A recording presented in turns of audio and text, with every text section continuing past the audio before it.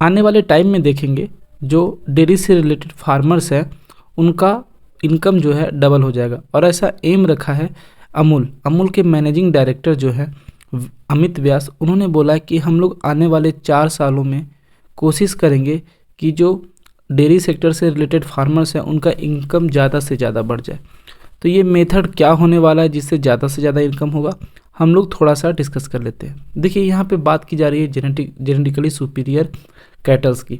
Genetically superior kettles क्या होगा, हम लोग वैसे कैटल्स का इस्तेमाल करेंगे डेयरी में जिनका आप देखेंगे मिल्क यील्डिंग क्वालिटी बहुत कम होगा। अभी देखें क्या होता है, अगर डेयरी से रिलेटेड कोई फार्मर है तो उसके पास आप वेराइटीज़ के कैटल्स देखेंगे, बफेलोस होंगे, काउस होंगे, जो हो सकता है किसी का मिल्क यील्डिंग क्वांटिटी ज़्यादा हो, किसी का कम हो। लेकिन यहाँ पे बोल रहे हैं कि जिस तरह हम लोग अलग अलग जो ब्रीडिंग टेक्निक है, जिसे एम्ब्रायो ट्रांसप्लांट हो गया, सॉर्टेड सेक्स सीमन हो गया, डिजिटल बैंड्स हो गया, ये सब के थ्रू ये लोग क्या करेंगे कि जो सिर्फ सुपीरियर कैटल्स होंगे, जो हाई यील्डिंग वेराइटीज़ होगी, उनको ये लोग कंसिडर करेंगे। इससे क्या होगा कि आने वाले समय में बहुत ज़्यादा मिल्क यील्ड बढ़ जाएगा। इनका बोलना यह है कि पहले देखिए क्या होता था, कुछ सालों में बताया जा रहा है कि 4 से 7 लीटर तक का दूध कैटल्स का ब्रीड के थ्रू इसी तरह बढ़ा है। तो इसमें क्या किया जाएगा, अगर मान लिया जाए एक किसान है, उसके पास अभी 8 कैटल है, 8 में आप मान लो 4 बफेलोज है, 4 काउस है।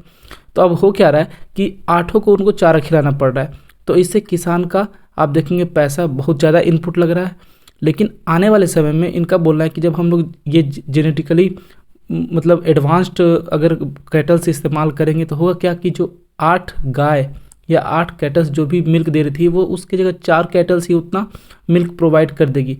तो यहाँ पे देखेंगे फार्मर्स का यहाँ पे बहुत ज़्यादा बचत हो जाएगा, और इससे मार्केट में भी आप देखेंगे बहुत ज़्यादा जो मिल्क का अवेलेबिलिटी है वो बढ़ जाएगा। आपको बता दें कि जो अमूल का है, आप देखेंगे फार्मर्स एसोसिएटेड है, पूरा फार्मर्स वहाँ के आसपास के जितने सब इसमें कंट्रीब्यूशन करते हैं। तो जब इस तरह का हाई यील्डिंग वेराइटीज़ काऊ कैटल्स यहाँ पे अमूल के द्वारा बताया जा रहा है, जो वो लोग डेवलप करेंगे या फिर लाएंगे मार्केट में, तो इससे क्या होगा, किसानों को बहुत ज़्यादा फ़ायदा होगा। और ना ही सिर्फ किसानों को, आप इससे देखेंगे फिर हाई यील्डिंग वेराइटीज जब ये कैटल्स हमारे पूरे देश में जाएंगे और डेयरी सेक्टर में जब इसका इस्तेमाल होगा तो हम लोग का मिल्क प्रोडक्शन बढ़ेगा, फार्मर्स जो हैं वो ज़्यादा से ज़्यादा मनी जो है इसको प्राप्त कर सकेंगे। आपको बता दें अमूल जो है वर्ल्ड का most cost effective supply chain है, और ये लगभग बहुत सारे फार्मर्स को एम्प्लॉय करता है।